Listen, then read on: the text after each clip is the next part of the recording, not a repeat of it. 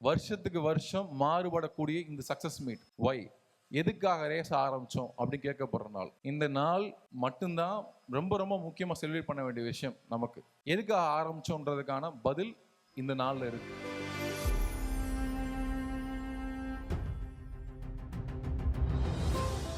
வாழ்க்கை எனும் கனவை துரத்திட சுடர் என கிடைத்தாய் அன்று. ஒன்றிலிருந்து தொடங்கிய இந்த பயணம் 32,000 என்னும் எண்ணிக்கையையும் கடந்து மாபெரும் கலங்கரை விளக்கமாய் ஆனார். ஊழலற்ற சமுதாயத்தை உருவாக்க 32,000த்திற்கும் அதிகமான மாணவர்களை அரசு அதிகாரிகளாக அலங்கரித்து "This generation is not for sale" என்ற வார்த்தைகளுக்கு உயிர் கொடுத்தவர். I request Bharat sir on stage to give his speech.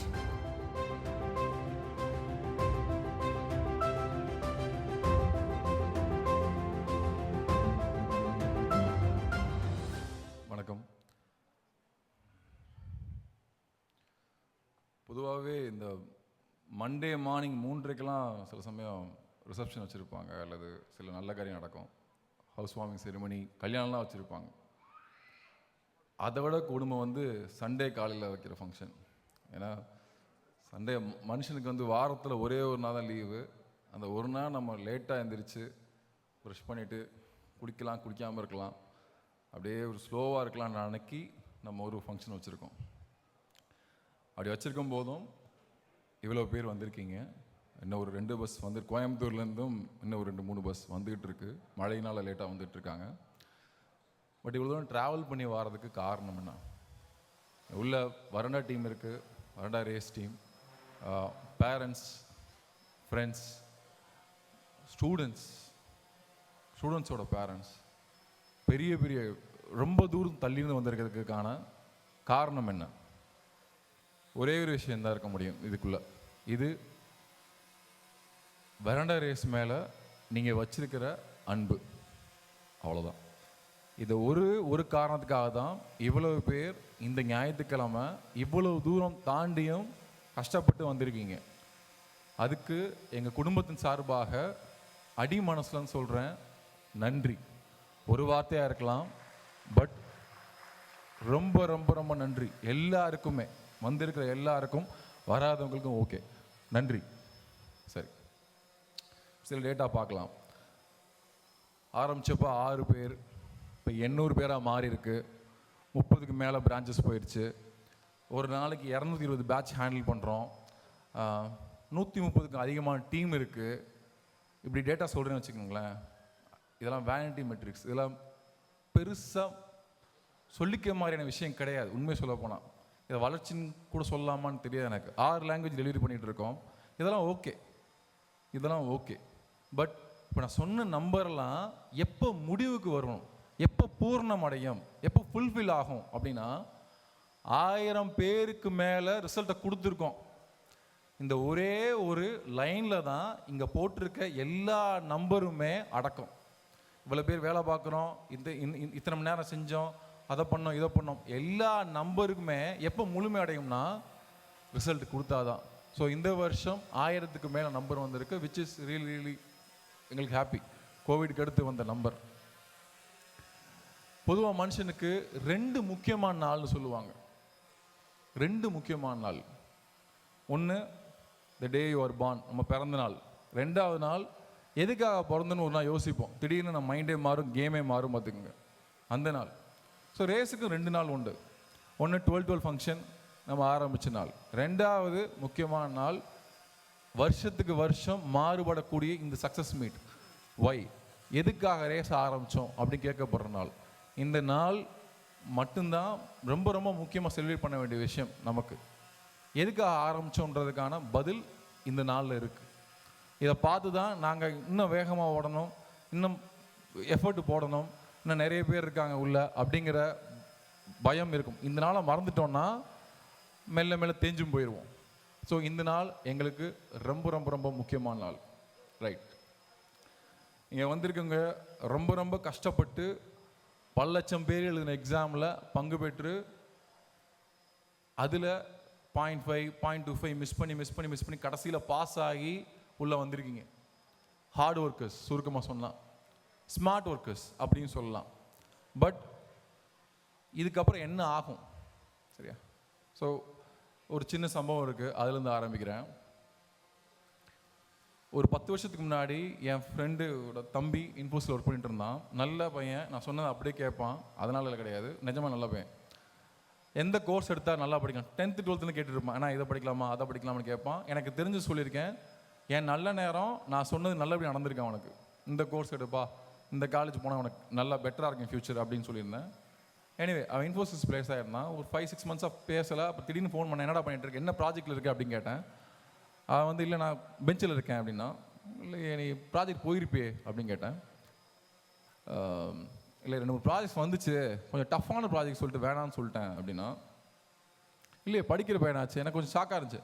Bench பரவாயில்லண்ணா, daily gym போகிறேன், ஸ்விம்மிங் போகிறேன், ஒரு சர்டிஃபிகேஷன் எடுக்க அவுட் பண்ணிகிட்டு இருக்கேன், அதனால் நான் பெஞ்சில் அப்படியே மெயின்டைன் பண்ணலான்ட்டு இருக்கேன் அப்படின்னா. தூக்கி வாரி போட்டுருச்சு. ஏன்னா அப்படிப்பட்ட ஆள் கிடையாது. ஸோ எங்கே மாற்றம் எங்கே நடக்குதுன்னா, அவன் கூட இருக்க பசங்க சொல்கிறாங்க ஸ்லோவாகிக்கலாம், இதுக்கப்புறம் என்ன சம்பளம் வந்துடும்ல அப்படின்னு.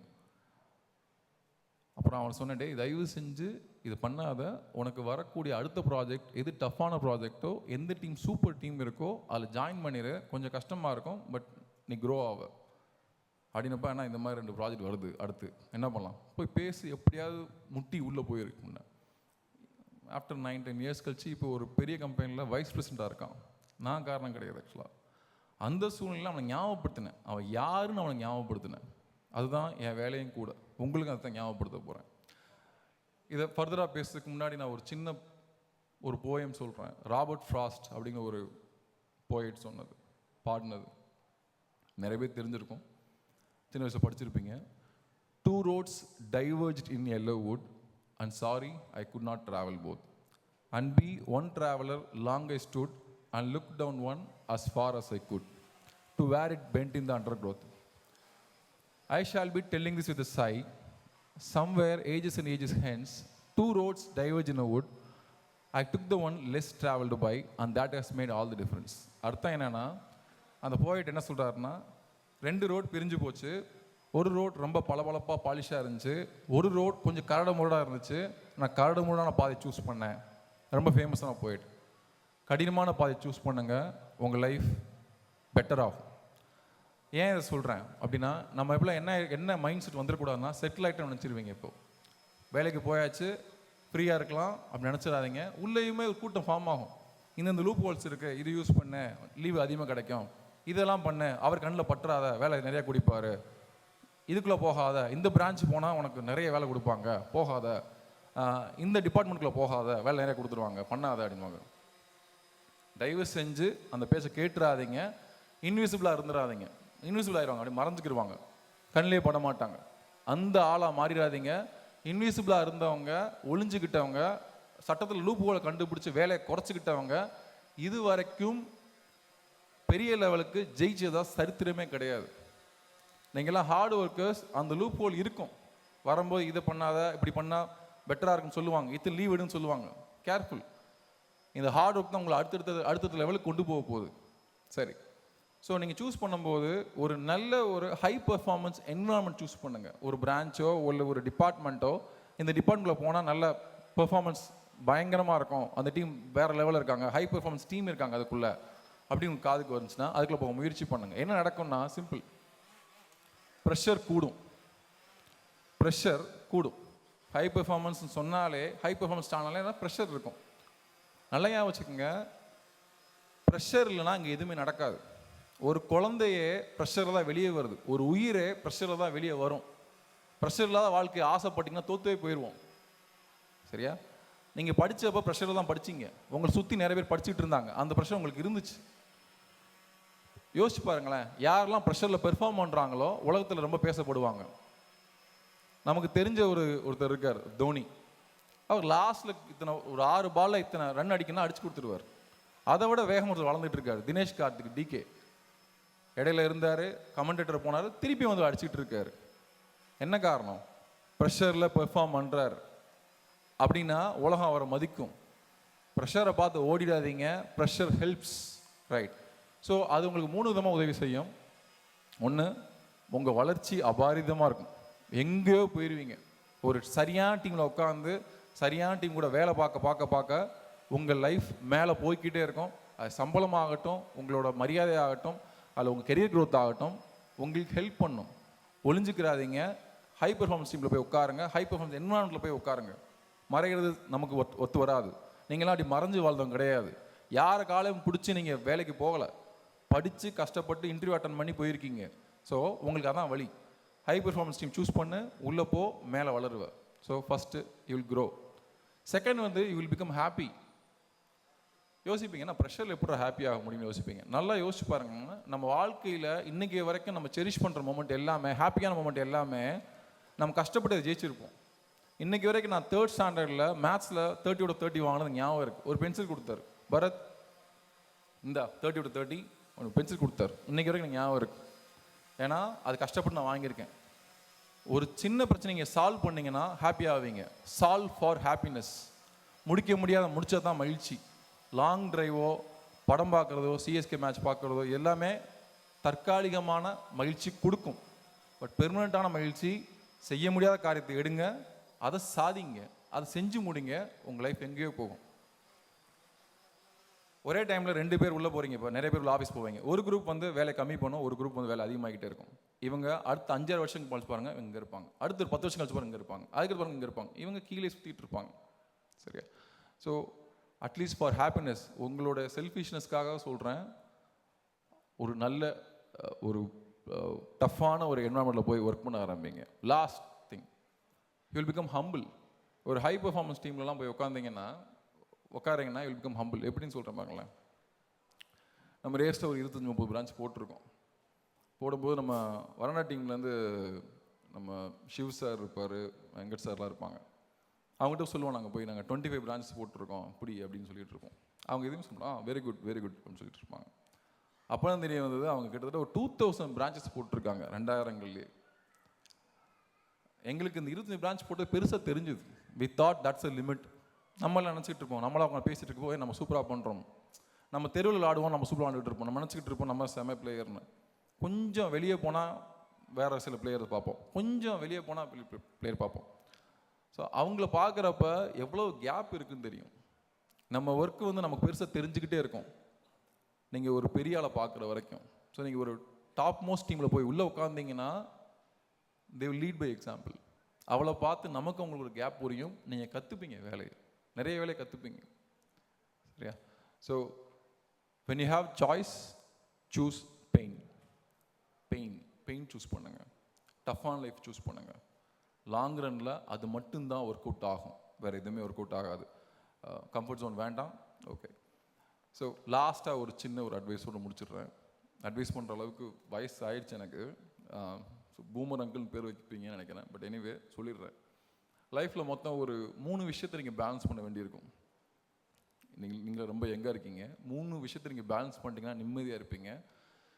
ஒன்று, உங்களோட health, mental health versus physical health. எந்த சூழ்நிலையும் இந்த கீழே விழுகாமல் பார்த்துக்கோங்க. இப்போ தான் சரியான டைம் உங்கள் டயட்டுக்கு, உங்களுடைய மென்டல் ஹெல்த்துக்கு இதுதான் சரியான டைம். இப்போ வரைக்கும் நம்ம ஃபிட்டாக இருப்போம், இதுக்கு போக போக மாற ஆரம்பிக்கும் உடம்புகள். சரியா? So fitness 1. 2, ரிலேஷன்ஷிப், அம்மா அப்பா மனைவி அல்லது கணவன் பிள்ளைங்க, இதுக்கான லைஃப் உங்களுக்கு இருக்குது, அதை நீங்கள் பேலன்ஸ் பண்ணணும். 3வது வந்து ப்ரொஃபஷனல் லைஃப். இந்த உலகத்துக்கு நீங்கள் எதாவது பண்ணால் தான் உங்களுக்கு சம்பளம் கொடுக்கும், அதை தெளிவாக வச்சுக்கோங்க. இந்த 3லையுமே ஹேண்டில் பண்ணுறது ஈஸி கிடையாது. ஆக்சுவலாக 3யுமே ஹேண்டில் பண்ணுறது ஈஸி கிடையாது. ஃபிட்னஸ் பார்க்கணும், மைண்டை பார்க்கணும், ரிலேஷன்ஷிப்பை பார்க்கணும், அடுத்து பிஸ்னஸ் பார்க்கணும். இந்த 3யுமே பக்காவாக ஹேண்டில் பண்ணால் உங்களுக்கு ரொம்ப கேர்ஃபுல்லாக நீங்கள் டைம் ஸ்பெண்ட் பண்ணியிருக்கோம். சரியா? இந்த 3யும் ஹேண்டில் பண்ணால் மட்டும்தான் லைஃப் ஜெயிக்கவே முடியும். நல்லா யோசிச்சு பாருங்கள். ஏதாவது ஒன்றை விட்டு பாருங்களேன், உங்களுக்கு நல்ல ஃபேமிலி, சூப்பர் ஃபேமிலி அமைச்சிட்டிங்க, நல்லா ஸ்பெண்ட் பண்ணுறீங்க டைமை, பிஸ்னஸ் நல்லா பண்ணிகிட்ருக்கீங்க, ஹெல்த்தை விட்டுட்டீங்க, டேஞ்சரஸ். 55-60 இயர்ஸ் ஆகிறப்போ ரொம்ப கஷ்டப்படுவோம், ரொம்ப வருத்தமாக இருக்கும், நம்ம ஒரு பாரமாகிடுவோம். சரி, நீங்கள் ஃபிட்னஸ் நல்லா வச்சுக்கிட்டீங்க, பிஸ்னஸ் நல்லா பண்ணிகிட்ருக்கீங்க, பட் ஃபேமிலி சரியாக கவனிக்காமல் விட்டீங்க. It's all about you. என்னோட பிஸ்னஸ்ஸு, என் பணம், என்னோட ஃபிட்னஸ், இதுக்குள்ளே இருக்கீங்கன்னா ஃபேமிலி போயிடும். பரவாயில்ல? ஸோ இது நீங்கள் பேலன்ஸ் பண்ணலன்னா கட்டாயம் பெரிய பிரச்சனையாக இருக்கும். இதை இப்போ பேலன்ஸ் பண்ணுறவங்க நான் சிலரை பார்த்துருக்கேன், சூப்பராக பேலன்ஸ் பண்ணுறவங்க பார்த்துருக்கேன், ரொம்ப ரொம்ப நல்லா பேலன்ஸ் பண்ணுறவங்க பார்த்துருக்கேன், நம்ம டீம்லேயே பார்த்துருக்கேன். நான் பார்த்து ரொம்ப ஆச்சரியப்படுற ஒரு நபர் அவர் சார். அடுத்து கொஞ்ச நாள் கழிச்சு வருவார், சுரேஷ் சார். அவர் மாதிரி இதை பேலன்ஸ் பண்ணுறது யாருமே கிடையாது. இவ்வளவு வேலைகள் இருந்தாலும் ஃபிட்னஸ் ஆகட்டும், அவரோட புக்ஸ் படிக்கிற வேகங்கள் ஆகட்டும், அவர் ஃபேமிலியை பார்த்துக்கிறது ஆகட்டும், பிஸ்னஸ், இந்த 3 4 5 கூட வச்சுக்கோங்களேன், எல்லாத்துலேயும் மேலே இருப்பார். நான் அவ்வளோ இதை நான் யாரையும் பார்த்தலாம் க்ளோஸாக டெய்லி கிட்டத்தட்ட வாரத்துக்கு 3 நாளாக பார்க்கனால சொல்கிறேன். இது முகஸ்துதி அவருக்கும் பிடிக்கும், எனக்கும் பிடிக்காது, பட் அதுக்காக சொல்கிறேன். ஸோ ட்ரை டு இந்த பேலன்ஸ் பண்ண ட்ரை பண்ணுங்கள். அடுத்து பேரண்ட்ஸ் உங்களை நம்பி தான் இருக்காங்க. இன்னும் ஒரு 10-15 இயர்ஸில் நீங்கள் போகிறப்ப பேரண்ட்ஸ் இன்னும் கொஞ்சம் ஸ்லோ டவுன் ஆவாங்க. கூடயே வச்சுக்கோங்க. பேரண்ட்ஸ் கூட தான் இருக்கணும், விட்டுறாதீங்க. சரியா? வித் தட் நோட் நான் முடிச்சிடுறேன். அண்ட் அடுத்த வருஷம் இந்த இடம் 10ஆவதுன்னு நம்புகிறேன். ஏன்னா டிஎன்பிசி ரிசல்ட் அடுத்த வருஷம் வந்துடும், இன்னும் பெருசாக இருக்கும்னு என்னுடைய நம்பிக்கை. லாஸ்ட் 2 வருஷத்தில் டிஎன்பிசி ரிசல்ட் எதுவுமே இல்லை, எக்ஸாம் நடக்காதனால. அடுத்த வருஷம் டிஎன்பிசி ரிசல்ட் பெருசாக வரும்னு நம்புகிறேன். டிஎன்பிசி டீம் மேலே இருக்க நம்பிக்கையில் சொல்லாமா? சரி, ஓகே. ஸோ ஒன்ஸ் அகைன் வந்திருக்க அனைவருக்கும் என்னுடைய நன்றி. Thank you very much.